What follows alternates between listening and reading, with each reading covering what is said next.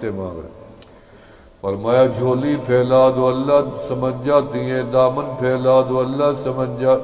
ماں اپنے بچے کی، معصوم بچہ ہوتا ہے نا، پیدا ہوتا ہے تو آپ نے دیکھا وہ بول نہیں سکتا، ہم بھی نہیں بول سکتے تھے. بچے کا کام ہوتا ہے صرف رونا، صرف رونا. آگے ماں کا کام ہے سمجھنا کہ میرا بچہ رویا کیوں ہے. بچہ رو پڑا ہے، ماں سوچنے لگ گئی بھوک لگی ہوگی، سینے سے لگا لیتی ہے، دودھ پلا دیتی ہے. پھر بچہ رو پڑتا ہے، ماں سوچنے لگ جاتی ہے پیٹ میں درد ہوگا، دوائی پلا دیتی ہے. پھر بچہ رونے لگ جائے، ماں سمجھ جاتی ہے تقاضا ہوگا، دھلا کے صاف کر دیتی ہے. نیند آئی ہوگی، سلا دیتی ہے. یعنی ماں کو پتہ چلتا ہے رونے سے کہ بچے کا رونا کتنی شدت کا ہے. جب تک بچہ روتا جاتا ہے ماں بچے کی سمجھ کے ساتھ اس کے تقاضے پورے کرتی جاتی ہے. جب تک بندہ اپنے مالک کے آگے روتا رہتا ہے رب بھی اپنے بندے کے سارے مسائل کو حل کرتے جاتے ہیں. فرمایا بچہ رونا چھوڑ جاتا ہے تب ماں بھی توجہ ہٹا لیتی ہے. بندہ رب کے آگے رونا چھوڑ دیتا ہے تو رب بھی بندے سے توجہ ہٹا دیتی ہیں. لیکن فرمایا مانگو، کتنی مانگو؟ فرمایا اللہ کی شان کے مطابق مانگو نا، رب سے رب کو مانگ لو. یہ اس کی شان ہے کہ جس کا رب بن گیا اسی کا پھر سب بن گیا. میں نے پوچھا مالک تیرے اس دروازے پہ سب سے پہلے صدا کس نے لگائی؟ اس دروازے پہ جھولی کس نے پھیلائی؟ کنڈا کس نے کھڑکایا؟ فرمایا پہلا انسان میرا آدم تھا، حوا تھی جنہوں نے جھولی پھیلائی. قرآن نے بتایا ربنا ظلمنا انفسنا وَإِن لَّمْ تَغْفِرْ لَنَا وَتَرْحَمْنَا لَنَكُونَنَّ مِنَ الْخَاسِرِينَ. پہلی دعا مانگی گی عرفات کے میں، اللہ ان سب کو عرفات میں لے جا، آمین کہہ دیں. فرمایا آدم میرا آدم تیری دعا قبول، تیری دعا بھی قبول ہوگی. تیری نسل قیامت تک جو بھی آئے گی اس میدان میں اور دعا مانگے گی ایمان کی حالت میں، میرے سے میں رب رد نہیں کروں گا، وہ بھی قبول کر لوں گا. اس لیے حاجی حج کر کے آتا ہے 40 دن تک وہ جو دعا مانگے رب قبول کرتے رہتے ہیں. 40 دن تک حاجی کی دعا. اور کس کی قبول ہوتی ہے؟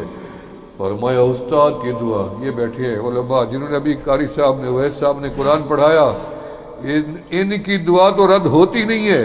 یہ جو طلباء بیٹھے ہیں رات دن ایک ماحول ہے ان کے پاس، صبح اٹھتے ہی قرآن، سوتے ہی قرآن، جاگتے ہی قرآن، نیند میں بھی بچے قرآن پڑھتے رہتے ہیں. فرمایا طالب علم کی دعا قبول ہوتی ہے، رد نہیں ہوتی. استاد کی دعا قبول ہوتی ہے، رد نہیں ہوتی. مسافر کی دعا قبول ہوتی ہے، رد نہیں ہوتی. بیمار کی دعا قبول ہوتی ہے. فرمایا سخی کی دعا قبول ہوتی ہے، مجاہد کی دعا قبول ہوتی ہے. اور کس کی دعا قبول ہوتی ہے؟ کب قبول ہوتی ہے؟ فرمایا آدھی رات کو اٹھ کے مانگو رد نہیں ہوتی، صبح اشراق پڑھ کے مانگو قبول ہوتی ہے، رد نہیں ہوتی. عصر کی نماز کے بعد مغرب تک دعا مانگو قبول ہوتی ہے، رد نہیں ہوتی. جمعہ کی نماز کے بعد مغرب تک جو دعا مانگو رد نہیں ہوتی. کعبے کے سامنے پہلی نظر پڑ جائے کعبۃ اللہ پہ جو بھی دعا مانگو رد نہیں ہوتی. ہم نے ہمیشہ یہ دعا مانگی اللہ تیرے گھر پہ پہلی نظر پڑی ہے، اب جو دعائیں ہم نے پہلے مانگی ہیں وہ بھی قبول کر لے، جو زندگی بھر بعد میں مانگتے رہیں گے وہ بھی رد نہ کرنا، قبول کر لینا. ہم تو یہ دعا مانگتے جب بھی کعبے پہ پہلی نظر پڑتی ہے. فرمایا کہ بیمار والدین کی دعا اولاد کے حق میں قبول ہوتی ہے. ہمارے حضرت جی جنگ میں فرماتے ہیں کہ ایک عورت تھی ہمارے جنگ کے اندر، ماں کی دعا دیکھیں، اس کے بیٹے نے اسے تنگ کرنا شروع کر دیا. جب بڑا تنگ کر دیا ماں نے بھی کہا جا دفع ہو جا، جا مر جا، میرے سامنے نہ آنا. اتنی غصے میں آئی کہ منہ سے بد دعا ہی نکل گئی. قبولیت کی گھڑی تھی، قبول ہو گئی. اللہ نے فرمایا تجھے پتہ نہیں ہے، ان لوگوں سے پوچھو جن کے پاس بیٹے نہیں ہیں، ان سے پوچھو جن کے پاس نہ بیٹا ہے نہ بیٹی ہے.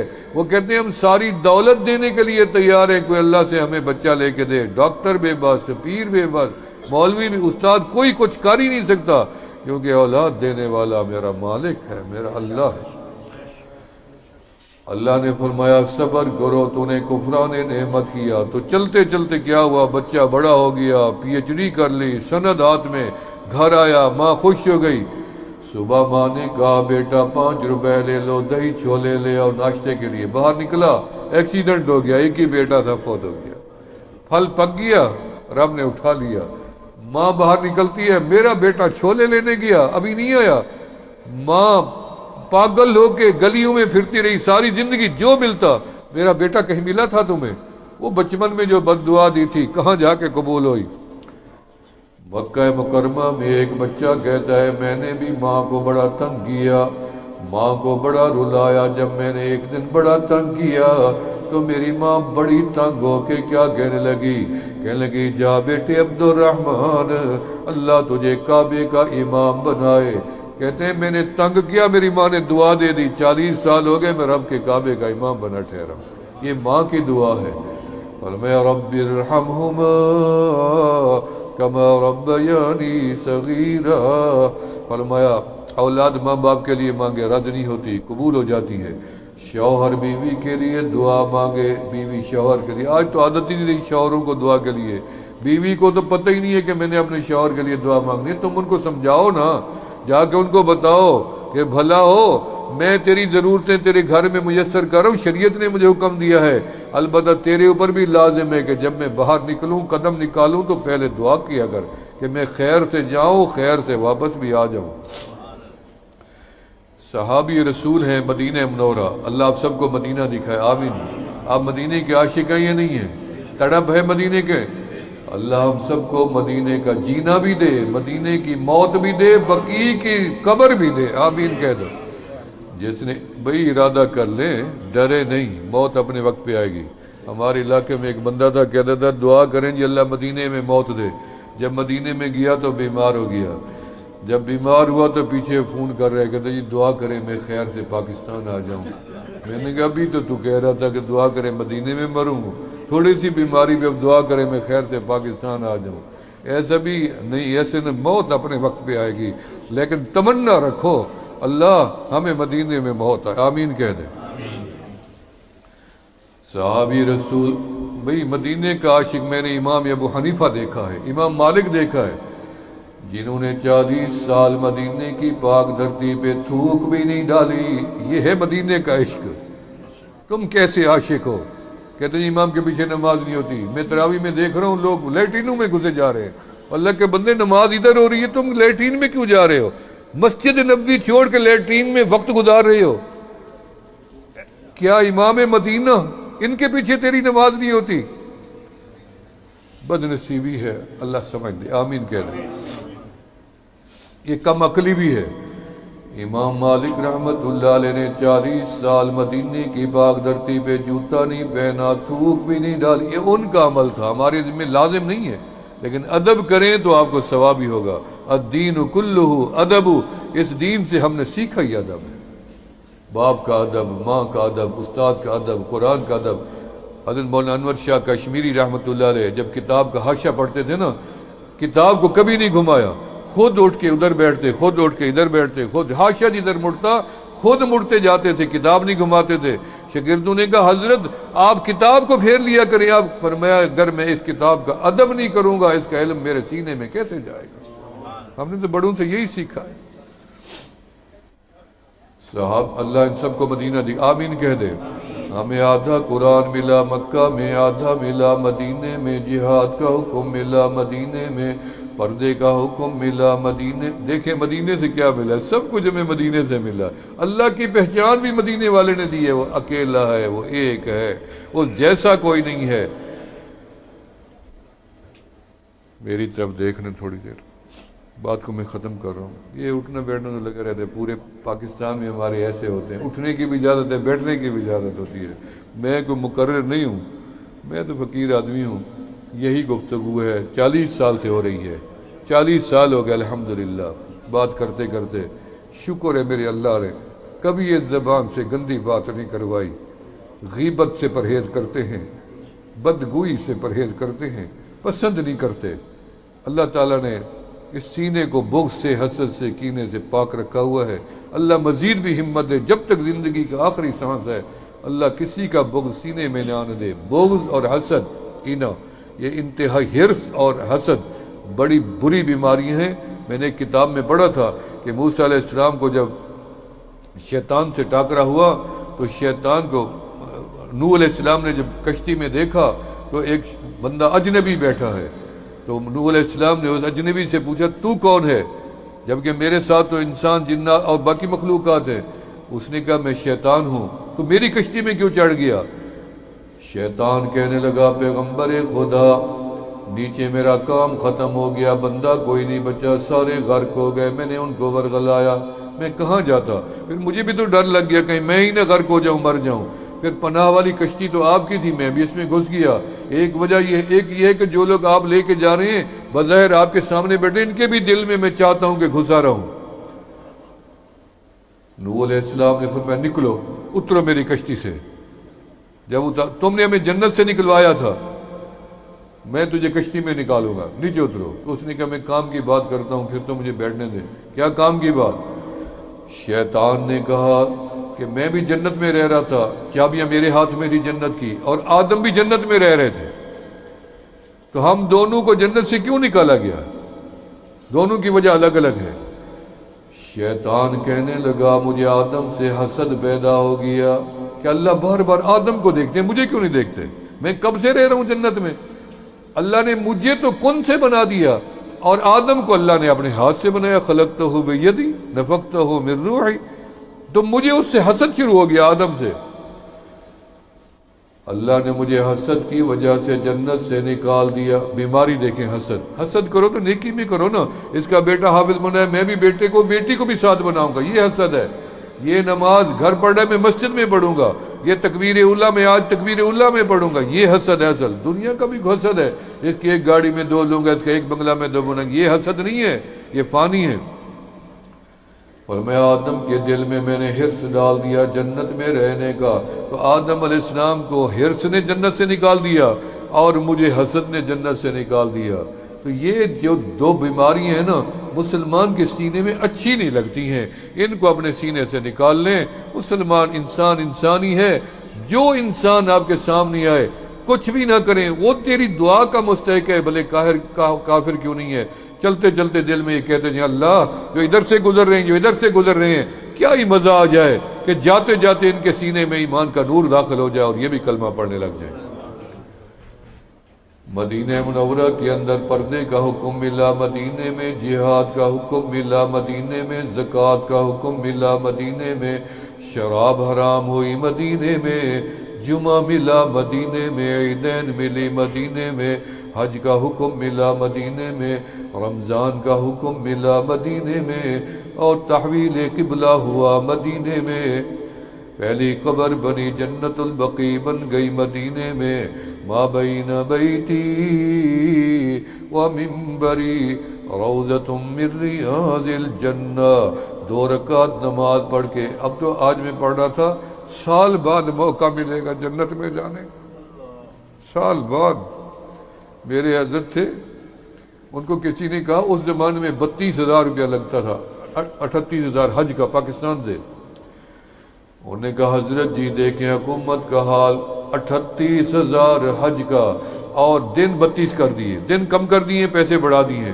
میرے جو مرشد رونے بیٹھ گئے، کہنے لگے تیرے نزدیک یہ سودا مہنگا ہے، میرے نزدیک نہیں۔ میں کہتا ہوں میرے سے کوئی 1 لاکھ روپیہ لے لے اور مجھے رب کا کعبہ ایک نظر سے دکھا دے، پھر بھی سودا سستی۔ یہ عشق کی باتیں ہیں ساری۔ لینے لگے جو مرضی ہے، ریاض الجنہ میں ضرور جائیں، اور آپ یہ نظریہ لے کے جائیں کہ اب میں نے وہاں سجدہ دے رہے جہاں آمنہ کے لال نے سجدہ دیا۔ جب حضرت ساتھ تھے، مجھے وہاں انجینئر ہے میرے سے بیعت ہے جو کیمروں کا انچارج حرم نبوی میں، ایک ہی ہے پاکستان کا، ایک مصر کا، 2 بندے ہیں۔ تو اس نے میرے لیے انتظام کیا، اندر انتظام کرنے کے بعد ہم نے افطاری کی، عشاء کی نماز پڑھی، تراویح پڑھی ریاض الجنت میں۔ جب میں باہر نکل آیا تو پیچھے وہ دوڑ کے دوبارہ آیا، باب بقیع سے باہر۔ مجھے کہتا ہے جو ریاض الجنت کا انچارج ہے، بڑا پولیس والا، وہ کہتا ہے شیخ کو واپس لے آئیں، وہ 2 رکعت اور پڑھ لیں، جہاں رسول اللہ صلی اللہ علیہ وسلم کا مصلی تھا وہاں انہوں نے نہیں پڑھی۔ میں نے کہا میں نہیں جاتا، اب تو خواتین نے آنا عشاء کے بعد، میں اپنا پڑھ آیا ہوں، 1.5 گھنٹہ 2 گھنٹے لگا آیا ہوں، تراویح بھی پڑھ لی ہے میں نے۔ تو مجھے بیچارہ مایوس ہو گیا، کہتے ہیں وہ انچارج ہے، اس سے میں نے اجازت لی تھی۔ پھر میرے ساتھ جو ساتھی تھے کہتے ہیں پھر آپ چلے جائیں۔ پھر دوبارہ جہاں سلام پڑھتے ہیں ادھر سے مجھے لے گیا، پھر مجھے آج تک وہ 2 رکعت نہیں بھولتی۔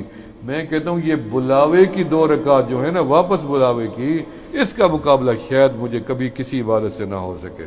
جو میں نکل گیا تھا پھر بلایا گیا مجھے۔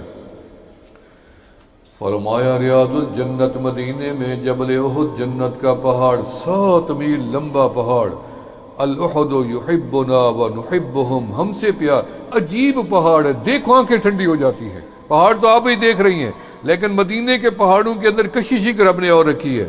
اور جہنم کا پہاڑ بھی مدینے میں موجود ہے، اسے جبل ایر کہتے ہیں، وہاں بھی موجود ہے، اور وہ مدینے سے باہر ہے، یہ حرم کے حدود میں ہے۔ جس دن حضرت امیر حمزہ رضی اللہ عنہ شہید ہوئے نا، تو ان کے بدن کے ٹکڑے ہوئے، میرے آقا بڑے غم زدہ تھے، تو آپ چچا کو دیکھتے تھے، رو پڑتے تھے، چچا کو دیکھتے تھے۔ آپ نے فرمایا صفیں سیدھی کرو، میں محمد جنازہ پڑھوں۔ فرمایا کملی والا غسل دے دیں، فرمایا نہیں، شہید کا خون غسل ہوتا ہے، کفن پہنا دے، نہیں شہید کا لباس اس کفن سے بھی اعلیٰ ہوتا ہے۔ جنازہ جنازہ پڑھتے پڑھتے فرمایا اٹھاؤ بقیع لے چلیں۔ آپ کو پیچھے رونے کی آواز آئی، آپ نے مڑ کے دیکھا تو احد پہاڑ سے رونے کی آواز آ رہی ہے۔ آپ نے پوچھا احد کیوں رو رہا ہے؟ کمال ہے، اللہ کے محبوب کے سامنے ہر چیز محبوب کی بولی بولتی تھی۔ نبی الاسلام نے کسی اور مخلوق کی زبان اس کی زبان میں نہیں سنی، پہاڑوں کی زبان بھی عربی۔ آپ فرماتے ہیں پتھر مجھے سلام کہ السلام علیکہ یا نبی اللہ، السلام علیکہ یا رسول اللہ، السلام علیکہ یا حبیب اللہ۔ آپ نے پوچھا کیوں رو رہا ہے احد؟ کہنے لگا چچا کو کہاں لے کے جا رہی ہیں؟ ادھر سلائیں نا میرے پاس۔ پر میں بقیع میں لے جاؤں گا نا، پر میں نے ادھر رہنے دیں۔ کیوں؟ فرمایا آقا آپ چچا کو ملنے آیا کریں گے اور میں احد پہاڑ آپ کا دیدار کرتا رہوں گا۔ وادی عقیق جنت کی مدینے میں باہر لگی پڑی ہے۔ میں نے کہا المدینہ جزء من الجنہ، فرمایا علی ظہرہا برکات، مدینے کی دھرتی وہ ارض المدینہ علی ظہرہا برکات، مدینے کی دھرتی اس کے اوپر کیا ہے؟ برکت ہی برکت ہے۔ ہمارے علاقے کا بندہ ہوٹل پہ، میں بھی کھانا کھا رہا تھا، تو کھانے میں پاکستان میں تو کہتے ہیں گریبی، آپ پتہ نہیں کہتے نہیں کہتے ہیں، وہاں ہوٹل پہ بیٹھو تو وہاں گریبی بہت لی جاتی ہے، تھوڑی دیر بعد گریبی سے گزارا کرتے ہیں پاکستان۔ تو کہتے ہیں گریبی لوں گا، مدینے میں 7 والی بینچ پہ تھا، تو بیچارہ جو دے رہا تھا اس نے کہا ٹھیک ہے مل جائے گی۔ وہ جب روٹی رکھنے آیا تو اس نے کہا جی گریبی یاد رکھنا۔ اس نے دیکھا کٹوری میں سالن تھوڑا ہے۔ پھر اس نے تیسری مرتبہ جب پانی رکھا تو کیا گریبی، اس کا لفظ میرے دل میں ہے۔ اس نے کہا بندہ خدا یہ مدینہ پاک ہے، اس کو ختم تو کرو، گریبی لگائے بیٹھے ہو، یہاں برکت ہے، اتنی سالن بھی 6 بندے کھاتے ہیں پھر بھی بچ جاتا ہے، یہ مدینے کی برکات ہے۔ ابھی میں پچھلے دنوں گیا، وہ جگہ دیکھ آیا جہاں حضرت کس نے دعوت دی تھی رسول اللہ صلی اللہ علیہ وسلم کو؟ حضرت جابر رضی اللہ عنہ جب غزوہ خندق میں آپ نیچے اترے تھے تو آپ کے پیٹ مبارک سے کپڑا نیچے ہوا تو آپ کا پیٹ صاف و شفاف و چمکدار تھا۔ تو فرماتے ہیں جب آپ نے ایک دفعہ قدال مارا تو اللہ اکبر کا ضرب بھی لگائی اور نعرہ بھی لگایا۔ اگر آپ ضرب نہ لگاتے نا، رب کعبہ کی قسم ہے میرے آقا اشارہ کرتے پتھر باہر آ پڑتا، لیکن آپ نیچے اتر گئے۔ رب دیکھ رہی ہیں محبوب کی محنت کو، اور میں یہ محنت پتھر پہ جو کی ہے میرا محبوب، اس کے اثرات ساتھیہ مبارک بشارت مل گئی، اور میں ملک یمن فتح، دوسری ضرب ملک شام فتح، تیسری ضرب ملک فارس بھی فتح۔ خالی ضربیں نہیں لگیں، پتھر نہیں ٹوٹا، بلکہ 3 علاقوں کی فتح بھی نوید بھی ساتھ سنا دی۔ اور جب میں نے دیکھا تو جابر فرماتے ہیں پیٹ کے اوپر آپ کے چھوٹے چھوٹے پتھر بندے ٹھہرے، تو کہتے ہیں میں وہیں بالکل ساتھ گھر آج بھی موجود ہے، میں اس تھلے پہ بیٹھ کے آیا ہوں جہاں میرے آقا نے بیٹھ کے کھانا کھایا۔ چھوٹا سا بکری کا بچہ ذبح کیا اور بیوی کو دیا، جلدی جلدی سالن بناؤ، روٹی بناؤ، میں دعوت دے کے آؤں۔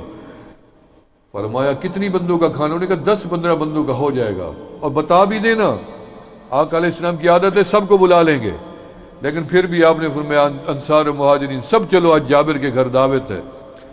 جب سارے لائے گئے سب آ گئے، بیوی گھبرا گئی، آپ صلی اللہ علیہ وسلم نے گھبراہٹ دیکھی حضرت جابر کی، فرمایا جابر گھبرانا نہیں ہے، سالن ڈھانپ کے میرے آگے رکھو، روٹی ڈھانپ کے میرے آگے رکھو، اور آپ نے نیچے سے آپ نے رحمت والے ہاتھ سے بانٹنا شروع کیا، مہاجرین نے انصار نے پیٹ بھر کے کھا لیا، پھر فرمایا جابر اپنے گھر سے برتن لاؤ، تم بھی کھاؤ، بچوں کو کھلاؤ، پھر فرمایا اور برتن لاؤ، سارے خالی برتن بھر دیے۔ پھر میرے آقا علیہ السلام نے اپنی رضا کملی مبارک اٹھائی، جب آپ نے ہٹائی تو روٹیاں بھی ویسے رکھی تھی، سالن بھی ویسے رکھا تھا۔ یہ مدینہ ہے، ہم ایسے نہیں مر رہے ہیں مدینے کے اوپر، ہماری جان اٹکی پڑی ہے مدینے میں، ہم کیا کریں؟ جب تک مدینے کی بات نہ کریں ہمارا ایمان، ہماری بات مکمل ہی نہیں ہوتی۔ فرمایا علی ظہرها برکات وفی جوفها رحمات، مدینہ تراب المدینہ شفاء، مدینے کی مٹی، مدینے کی غبار، مدینے کی فضا، آمنہ کے لال نے قدم رکھا، شفا ہی شفا ہے۔ آپ جا کے دیکھ لیں۔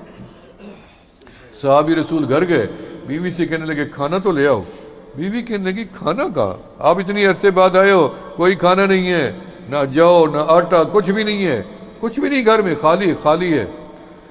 صحابی رسول نے وضو کیا، مسجد نبی علیہ السلام میں چلے گئے، 2 رکعت نماز صلاۃ الحاجات پڑھی۔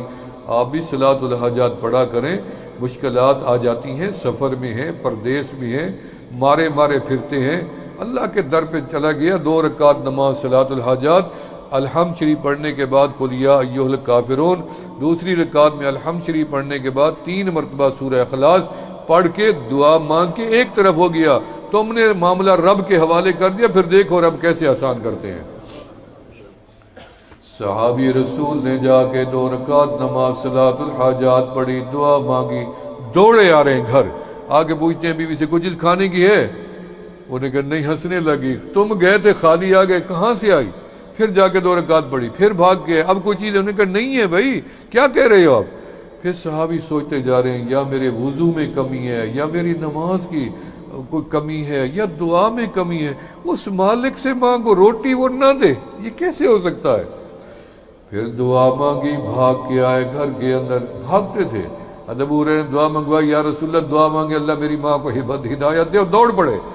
آپ نے فرمایا اللہم اہد ام ابا ہریرہ، اللہ ابو ہریرہ کی ماں کو ہدایت دے، دوڑے جا رہے ہیں۔ سیدنا عمر رضی اللہ عنہ نے فرمایا ابو ہریرہ کہاں دوڑے جا رہے ہو؟ فرمایا آج پتہ چلے گا میں پہلے پہنچتا ہوں یا میرے آقا کی دعا پہلے پہنچتی ہے۔ حضرت ابو ہریرہ فرماتے ہیں میں پہنچا تو میری ماں کلمہ پڑھ رہی تھی۔ صحابی رسول فرماتے ہیں میں گھر میں پہنچا، میں نے دیکھا چکی چل رہی ہے، آٹا نکل رہا ہے، میری بیوی دوڑ رہی ہے، سارے برتن گھر کے آٹے سے بھر گئے، اور وہ آٹا رکنے کا نام ہی نہیں ہے، آٹا پھیلتا جا رہا ہے، پھیلتا جا رہا ہے، پاؤں رکھنے کی جگہ نہیں۔ صحابی فرماتے ہیں میں دوبارہ مسجد نبی علیہ السلام میں چلا گیا، میں نے دعا مانگی اللہ اس چکی کو روک دیں، ہم کہاں سوئیں گے، کہاں بیٹھیں گے، گھر میں تو آٹا ہی آٹا ہے۔ پھر آپ صلی اللہ علیہ وسلم کو جا کے سنایا، آپ نے فرمایا میرا صحابی اگر تو رب کو منع نہ کرتا نا، قیامت آ جاتی، یہ چکی چلتی رہتی، آٹا نکلتا رہتا۔ جب بندہ رب سے مانگ لے رب دے دیتا ہے۔ ہم نے رب کے دروازے پہ کبھی سوال ہی نہیں کیا۔ چار اصول ہیں دعا مانگنے کے، یاد رکھنا، آخری بات ہے، 4 اصول ہیں دعا کے۔ پہلا اصول یہ ہے کہ جب بھی مانگو توجہ سے مانگو، توجہ سے مانگ۔ تو وہ نبینہ بھی رہا تھا کعبے میں، ایک ہندو تھا، بات سے بات نکل آتی، ہندو تھا، مستجاب الدعوات تھا ہندوستان میں، اس کی دعا قبول ہوتی تھی۔ اور علماء جو تھے ہمارے علماء ہند، وہ سنا کہ ایک ہندو کی جو دعا مانگے قبول ہوتی ہے، رش لگا پڑا ہے دنیا کا، مسلمان بھی جا رہے ہیں، ہر طبقہ جا رہا ہے، تو ہمارے علماء بھی جا پہنچے۔ ہمارے علماء نے جا کے بڑا غور کیا، ابھی دیکھیں کہیں یہ مسلمان تو نہیں ہے، ڈھونگ رچائے بیٹھا ہو ہندو کا، کیونکہ دعا تو مسلمان کی قبول ہو، رب تو ہمارا ہے، اہل حق ہم ہیں۔ بڑا غور کیا تو کوئی عمل مسلمان والا اس میں نظر نہ آیا۔ پھر سامنے ہو گئے، اس سے جا کے پوچھا کہ تو وہی ہے جس کی ہر دعا قبول ہوتی ہے؟ اس نے کہا ہاں جی میں وہی ہوں جس کی ہر دعا قبول ہوتی ہے۔ اچھا اس کی وجہ کیا ہے؟ کیا تو اندر سے مسلمان ہے، کلمہ پڑھا؟ اس نے کہا نہیں میں تو ہندو ہوں۔ تو کیوں پڑھ رہا ہے، کیسے تیری دعا قبول ہو رہی ہے؟ کوئی وجہ تو بتاؤ، کوئی عمل بتاؤ نا۔ اس ہندو نے کہا جب میرا گرو مرنے لگا، اس نے مجھے وصیت کر دی تھی اس نے کہا تھا کہ ہر وہ بات جو تیرا نفس چاہے تو نہ کرنا، نفس کے خلاف کرنا، میں ہر عمل جو نفس چاہتا ہے میں اس کے خلاف کر دیتا ہوں، پھر میری ہر دعا قبول ہوتی ہے۔ اب علماء نے سوچا یہ تو اسلام کی بات تھی، اس نفس کے خلاف چلنا ہندو نے اپنا رکھی ہے اور دعائیں قبول کروا رہا ہے، سبحان اللہ۔ اچھا ان کے دل میں خیال آیا، اچھا تیرا نفس یہ چاہتا ہے کہ تو کلمہ پڑھ کے مسلمان ہو جا، اگر تو سچا ہے تو بتا۔ اس نے کہا میرا تو نہیں چاہتا، میرے تو لاکھوں لوگ میرے عقیدت مند ہیں، میں کیوں مسلمان ہو جاؤں؟ تو پھر تو سچا نہیں ہے، جھوٹا ہے۔ اگر تو سچا ہے اور اپنے گرو سے تو نے وعدہ کیا ہوا تو نبھا نا، تیرا اب نفس نہیں چاہتا نا کلمہ پڑھے تو پڑھو کلمہ۔ تو ہندو کی زبان سے نکلا اشہد ان لا الہ الا اللہ وحدہ لا شریک لہ واشہد ان محمدا عبدہ ورسولہ۔ کلمہ پڑھا اور مسلمان، ایک عمل نے اسے۔ اور میرے دوستو ہندو تھا، اس حاجی حج پہ جا رہے تھے، ان کو کلام لکھ دیا کہ جب مدینہ منورہ میں جاؤ گنبد خضرا کے آگے یہ میرا کلام قبر رسول پہ سنا دینا، ہندو نے۔ اس نے لکھا جس در سے خالی لوٹا نہ کوئی آج تک، کون خالی لوٹا ہے مدینے سے آج تک؟ جس در سے خالی لوٹا نہ کوئی آج تک، دستے طلب دراز ہے دستے دراز کے سامنے۔ جب حاجی واپس آئے تو ان کا شکریہ تھا، مہربانی تم نے میرا کلام پڑھ دیا۔ انہوں نے کہا تجھے کیسے پتا چلا ہم نے پڑھا؟ اس نے کہا میں اندھا تھا، جب تم نے وہاں کلام پڑھا مجھے بینائی مل گئی۔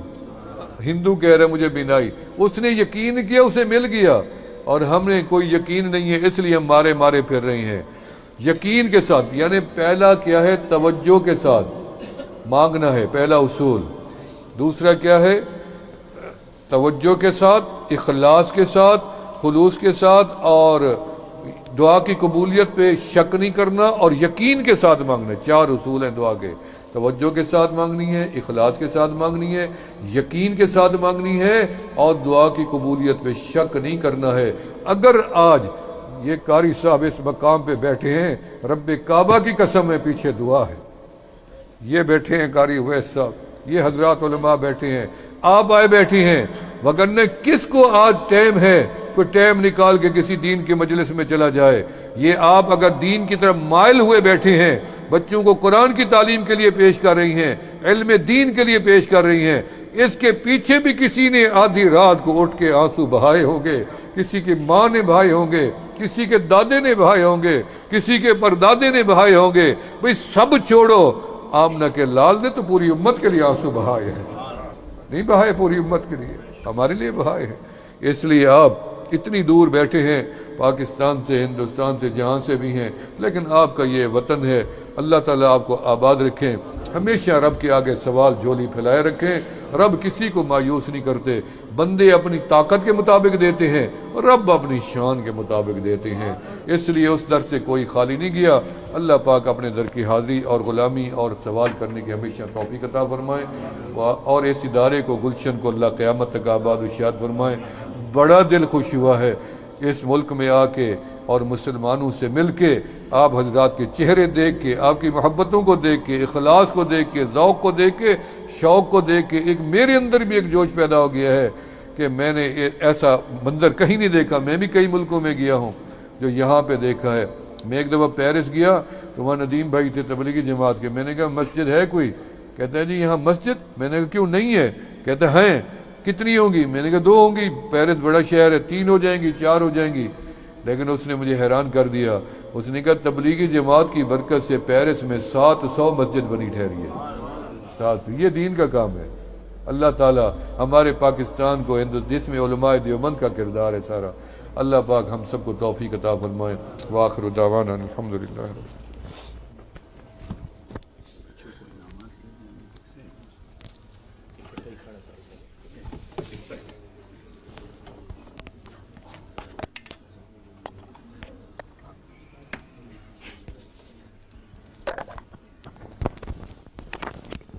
آج رات صبح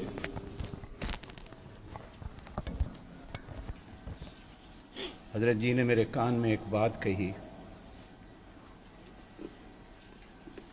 کہ رات کو اللہ نے میرے دل میں ایک بات ڈالی ہے کہ ہانگ کانگ میں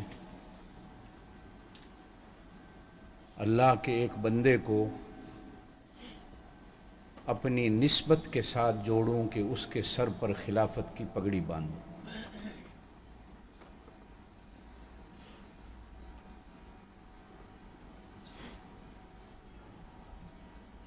پھر میں نے بندے کی شکل و صورت اور بندے کا نام پوچھا تو خود ہی مجھے اس بندے کی شکل و صورت بھی بتائی اور اس کی حیت بھی بتائی کہ مجھے خواب میں کہا گیا ہے کہ اس بندے کے سر پر اپنے سلسلے کی خلافت کی پگڑی رکھ دو۔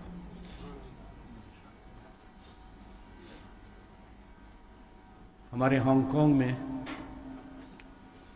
خوش قسمتی ہے، ہم اس قابل تو نہیں ہیں کہ ہم لوگ ملیشیا میں تھے، قاری اویس صاحب بھی اور میں بھی۔ عالم اسلام کی عظیم روحانی شخصیت حضرت پیر ذوالفقار احمد صاحب نقشبندی دامت برکاتہم عالیہ نے بے ساختہ مغرب کی نماز کے وقت مجھے بلایا اور کہا کہ میرے ساتھ نماز پڑھو کھڑے ہو کر۔ میں نے حضرت کے ساتھ ہی مصلی کے پیچھے نماز پڑھی۔ تو نماز پڑھنے کے بعد حضرت نے میرے سر پر اپنی خلافت کی پگڑی رکھ دی کہ آج میں تمہیں اپنی خلافت دیتا ہوں۔ میں اتنا، قاری صاحب بیٹھے، اتنا رویا، اتنا، میں اس قابل ہی نہیں، گناہگار سا انسان ہوں، لیکن فرمایا ہر کوئی ایسے ہی ہوتا ہے،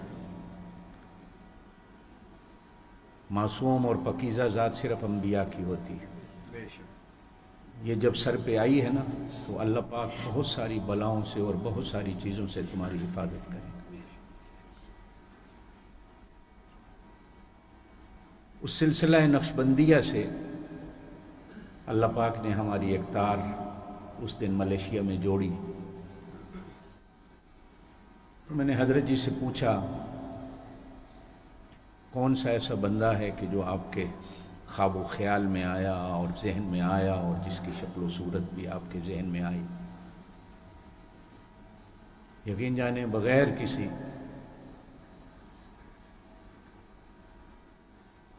بات کے ارشاد فرمایا کہ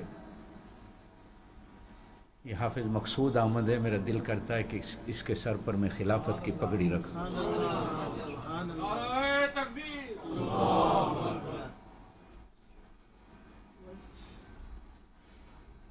میں نے کہا حضرت ہانگ کانگ میں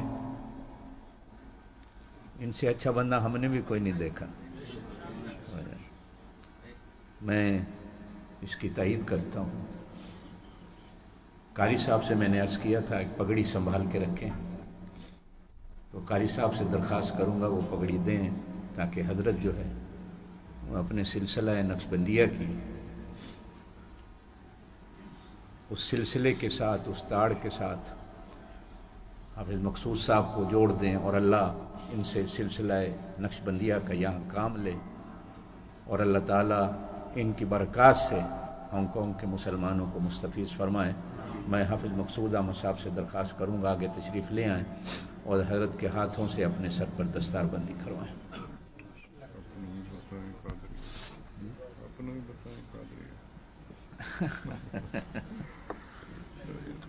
ان کو بھی اجازت دیتے ہیں۔ کون آئے گا؟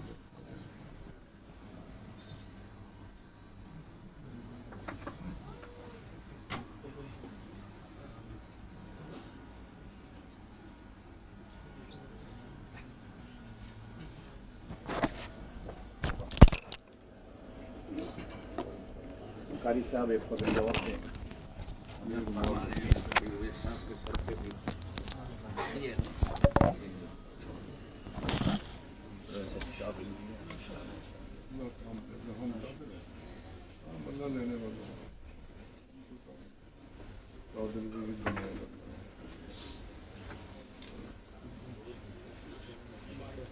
اور قاری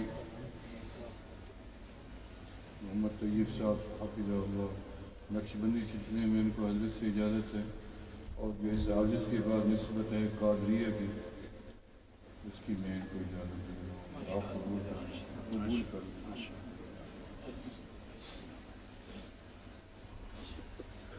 وہ بچے تجوید جن کی مکمل ہوئی اور تحفیظ والے سب ایک ہی ہیں، پہلے ناظرے والے بچے آئے، جنہوں نے ناظرے ختم کیا سارے آگے آ جائیں۔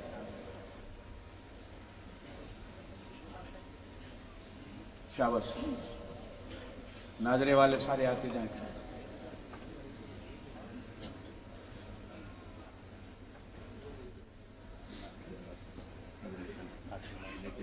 سلام کرتے جاؤ۔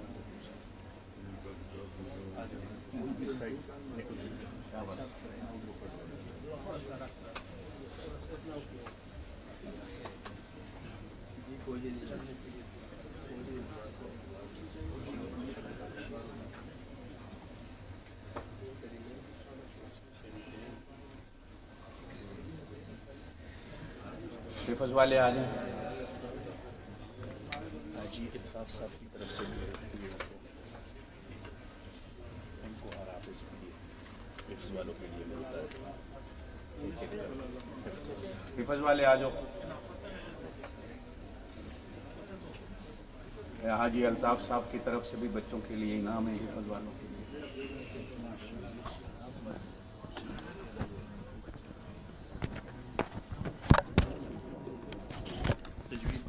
تجوید والے آ جائیں بھائی۔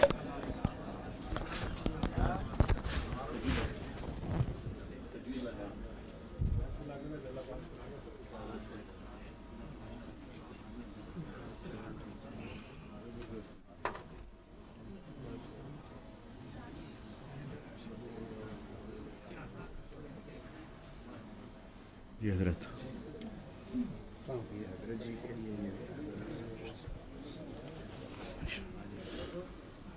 یہ حضرت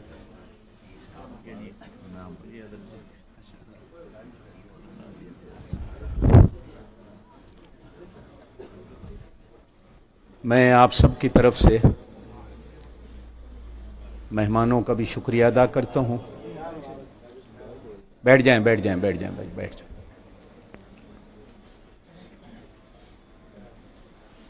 یہ اتنی دور سے آئے، اللہ ان کو جزائے خیر دے، ہمارے ایمانوں کو تازہ کیا، ہمارے دلوں کے اندر قرآن کی، ایمان کی اور صحابہ کرام رضوان اللہ المجمعین کی، بالخصوص نبی پاک صلی اللہ علیہ وسلم کی محبت اور عقیدت کو اجاگر کیا۔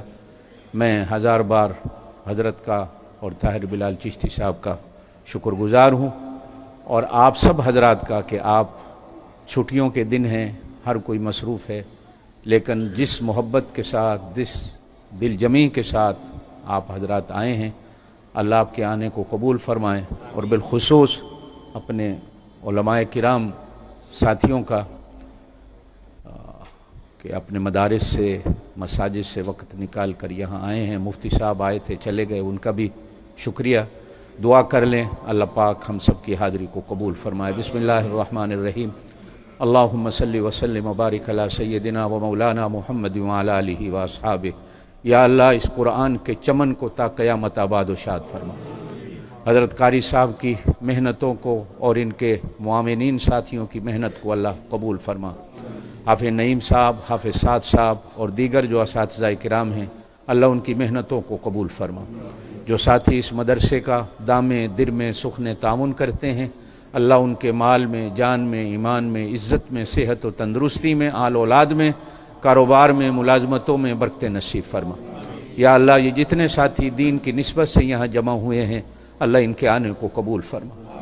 اللہ ہمارے پاس سوائے گناہوں کے تجھے دینے کے لیے کچھ نہیں، لیکن ہم سارے تیری رحمت کے امیدوار ہیں۔